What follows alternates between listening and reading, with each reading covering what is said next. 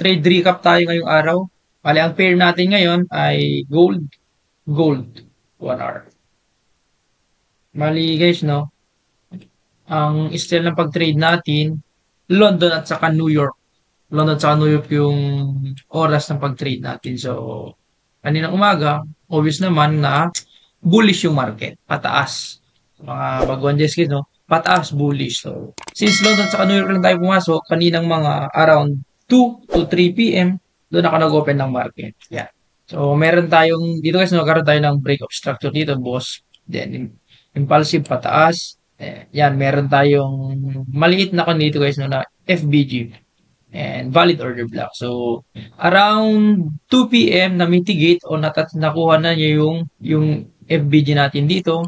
Then, nagkaroon siya ng impulsive movement pataas, nagkaroon siya ng change of character. Then, pagkaroon ng change of character, meron tayong valid na order block dito ng 15 minutes.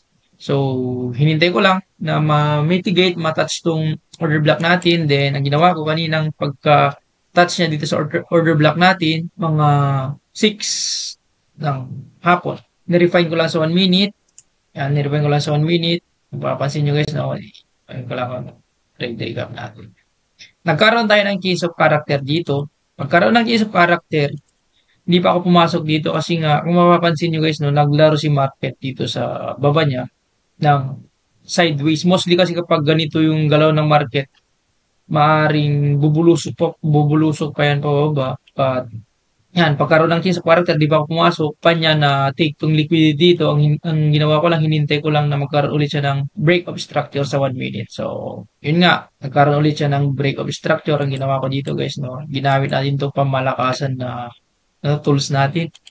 Yan. Ang purpose lang nito guys, para makita ko kung saan part mag-entry. Kasi nga dito sa baba ng green, ito yung discount area o discount zone. Dito naman sa taas niya, dito yung premium area o premium zone natin. So, itong line na to guys, itong gold, dito tayo mag-enter. So, pagka lagyan natin ng tools na to guys, no, dito na ako nag-enter. Kasi nga meron na tayong confirmation na si market talaga ay tataas na. So, nag-enter tayo dito. Actually, dito sana guys, no? Dito sana. Kaso, since merong spread yung broker natin, XM kasi gamit natin, no? Dito tayo nilagay, na-adjust ko konti dito. So, sakto naman. Dito lang yung stop loss natin sa baba. Yan, sa baba. Kasi maaaring kasi kukunin niya rin to. Ang target lang natin yung taas niya dito guys. So, yan. Yan yung naging target natin. So, mga more than 1:3 RR, which is good na. Baga okay na sa akin guys, no? 3 RR okay na yun. Sa mga, kung gusto nyong itaas pa, nasa inyo na yun. Pero para sa akin, okay na sa akin yung 3 RR. So, hinintay ko lang na mitigate yung pending order natin. Pagkuha, nagkaroon agad siya ng impulsive movement, pataas, nagkaroon siya ng break of structure. Yun na guys, no? Isa rin yun na confirmation na talaga si market ay tataas. So, ginawa ko lang pag ang unang parcel natin dito sa area na to. Pagka kuha niya dito, nag-parcel na tayo, then pagka kuha niya dito sa may break of structure na to, sa buy side liquidity natin sa taas, mga pa na siguro mga 90% yung close natin. Nagtira lang tayo ng konti. Bumalik siya. Akala ko kanina didiretso na sa baba. Pagbalik niya dito guys, close ko na. So, nakakuha tayo dyan ng mga $2 mahigit. Yung guys, no, $2 mahigit yung nakuha natin dyan kasi yan actual, kumbaga, na account natin yung ginamit natin, yung prop firm natin guys. Wala, sunog. Na-breach yung, ano yan, funded account natin guys. Na-breach na. Kumbaga, it took me 2 months na pag-trade sa funded account, pero wala, ganun talagang pangyayari.